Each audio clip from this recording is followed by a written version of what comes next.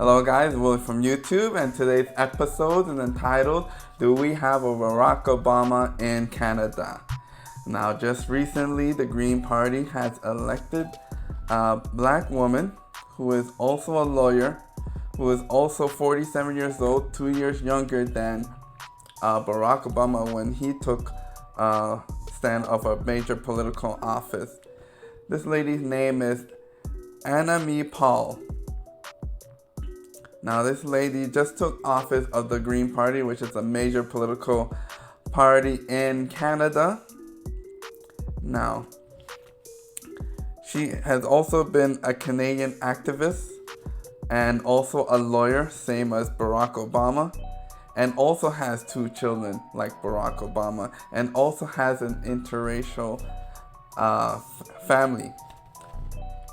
The husband, he is a Jewish, and Annamie Paul is black.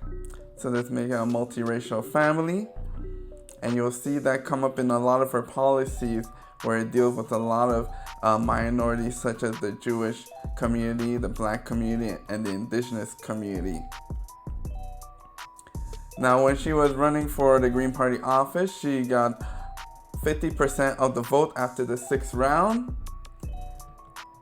And you see, with her story, Barack Obama started, in the political offices, I would say, after university. With Annamie Paul, she started since she was 12 years old in the political arena. At 12 years old, she worked as a page, which is kind of like a helper and assistant to people in the member of the parliament. She would pick up documents, she would bring water to the members of public parliament, and she would also observe the lawmaking process. Sometimes you'll see that in the shows, when if you watch any of those member of parliament hearings, you will see the little kids at the front. That was her when she was 12 years old. So she was in the political arena at a very young age as compared to Barack Obama, who got into it later after university. Now, like Barack Obama, she is also a lawyer. She got her Bachelor's of Laws in University of Ottawa, and then she got her Master's in Public Affairs from Princeton University. She can speak English, French, Spanish, and Calatin, which is kind of like Spanish. She has a sister who I know a lot of people in Canada know about, Annamie Paul, who did that multi-series called The Kink in My Hair. So she's the older sister of Annamie Paul. So you can see that she's got a lot of deep connection in the entertainment and political arena. Now, her background is Nevis and Dominican. Family came over here just like any immigrant came over, and she has a lot of stories. Just like any other immigrant, when they come over to Canada, they also have a story of struggle. Hers is the same. Her mother struggled to keep them well educated, well fed, got them early into French immersion when she was young, and that's how she was able to, get a foothold into the political arena. Because one of the requirements in the political arena in Canada as opposed to America is that you have to be able to speak both English and French. I know in America they only have to speak English, but in Canada you have to be bilingual. In her case, she is quadlingual. She can speak 4 different languages. Now, she's also done a lot of help in the community, just like Barack Obama. She's started her own Canadian Center for Political Leadership, focused on helping women, indigenous people, and people of color. You'll see in her with the Green Party that a lot of those same things is what they're pushing on, promoting equality, especially at this climate of racial division going on with Black Lives Matter and what's been going on since March. You can see that she's really going to harp on these areas of racial discrimination. Now, she's also worked with NGOs working on global challenges. She's also operational Black Vote Canada to train young Black Canadian policy leaders. So you see, she really has, really, I would say, focusing on Indigenous, Black, with Jews, focusing on all the minorities. She really has an agenda to help us, the minority. I didn't really see that with Barack Obama. He really his focus on the minority group during his office was mostly the LGBT.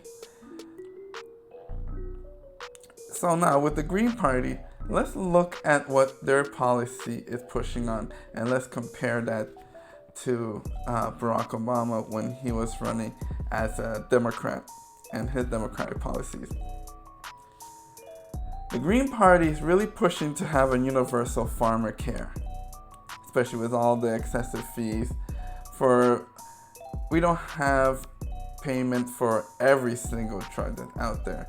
A lot of drugs are still not covered by our current pharmaceuticals. Universal. She also wants to have free dental care, emergency response program to the opioid crisis. She wants to reestablish federal provincial health accord and cut down pollution. She wants to protect asylum seekers that come to Canada. She wants to reduce health risks of Indigenous people. I know there's a lot of health risks that we need to address in that community. She wants to work upon a guaranteed livable income, which in America, Andrew Yang was really pushing on that. So just like how we have it now, she wants to focus on having a livable wage. Right now we have CERB, but she would like to commit to it and make it a permanent thing for people of low income. Maybe it may not be $2,000, but she wants to at least be of some amount to assist people that are below the poverty line. She also wants to have tuition-free post-secondary school and CERB for students that are going to post-secondary school.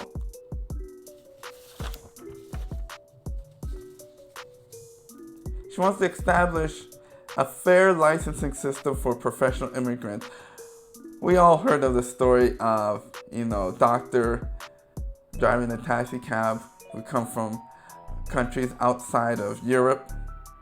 We hear a lot of pharmacists who, when they come to Canada, they have to recertify and go almost through the whole 10-year process that they had to back in their country. So she wants to make a pathway for these professionals that come from other countries and make it easier for them to translate their courses, so then the pathway won't be as long for them to get certified in Canada, which is a great idea.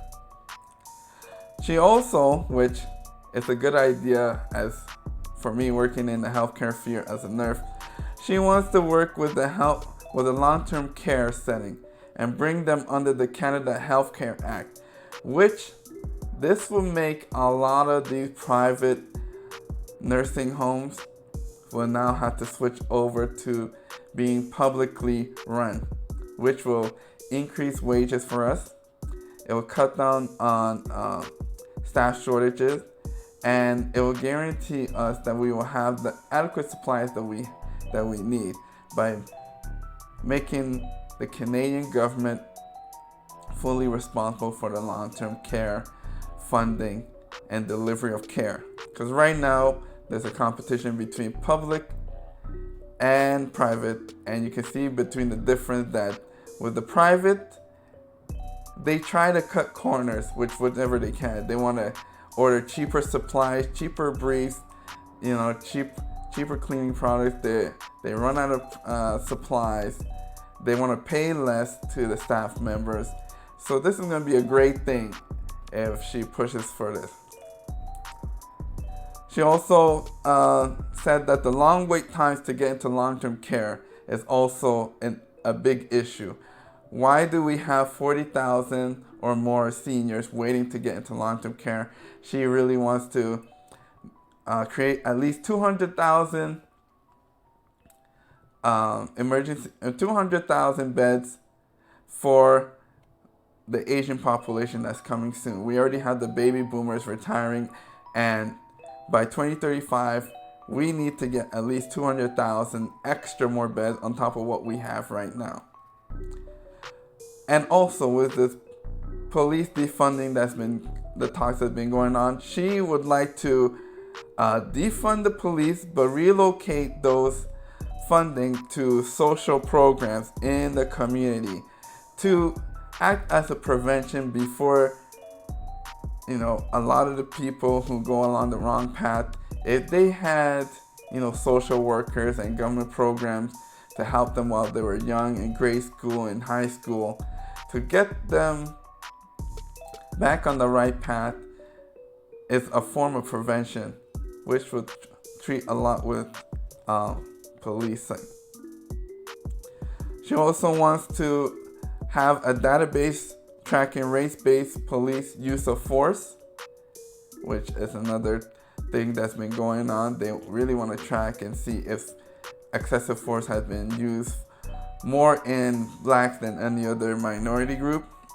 She also wants to stop racial profiling, such as street checks and carding. She also wants to ban on fracking, which is going to protect our groundwater, reduce methane emissions, and invest in renewable energy, which was a big thing for Barack Obama when he was in office. He always wanted to focus on renewable energy. Also wants a stringent regulation on mining. She also wants to invest in green economy, renewable sources, and she wants to have land protection for the indigenous people. Now, if you want to compare this to Barack Obama, he was 49 years old when he stepped into the highest political office, being the president. Annamie Paul, is 47 years old, so she's just 2 years younger. But by the time we run the election, and if she wins, she'll be just about the same age as Barack Obama if she wins the office of being a Prime Minister of Canada, which is equivalent to the President of America. Obama also has 2 children, just like Annamie Paul. Obama's spouse is also a lawyer, just like Annamie Paul. Obama platform focused on public health insurance and healthcare reform, just like Annamie Paul Green Party is focusing on. And also, there's a heavy focus that's different from Barack Obama. There was a heavy focus on economic reestablishment, but that was because maybe of the recession. Annamie Paul has remained silent upon what she will do to improve the recession that you're in right now, other than the public funding of giving a minimum wage to everybody in Canada. Barack Obama also has environmental policies limiting greenhouse gas emissions, just like the Greenhouse Party. Also, energy policy for green energy. And also, Barack Obama has a good foreign policy of immigrants and refugees that come to America. Well, guys, I believe that we have a close comparison between Annamie Paul and Barack Obama. And I think she could be that Barack Obama for Canada. As you can see, she's a visible minority. She's a woman. So if she is elected to become a prime minister, this will be a very important event in the Canadian timeline. Well, guys, thank you. If you'd like to comment below, if you'd like to talk about this further, you can always leave a comment below. Like, share, and subscribe. This is William from YouTube. Bye-bye.